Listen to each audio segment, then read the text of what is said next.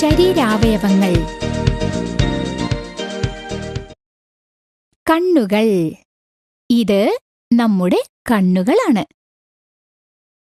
കണ്ണുകൾ കാണുവാൻ സഹായിക്കുന്നു. ചെവികൾ. ഇത് നമ്മുടെ ചെവികളാണ്.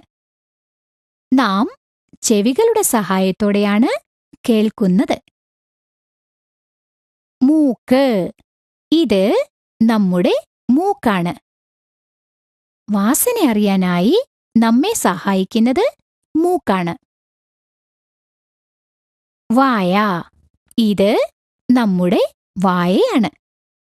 വായ കൊണ്ടാണ് നാം ഭക്ഷണം കഴിക്കുന്നതും സംസാരിക്കുന്നതും പാടുന്നതുമെല്ലാം.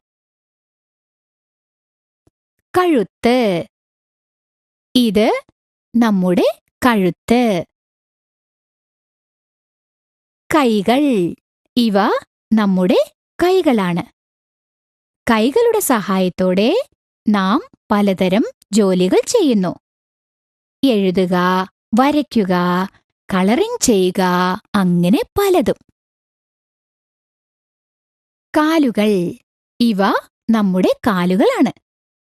കാലുകളുടെ സഹായത്തോടെയാണ് നാം നടക്കുന്നതും ഓടുന്നതും എല്ലാം. പദാർത്ഥം.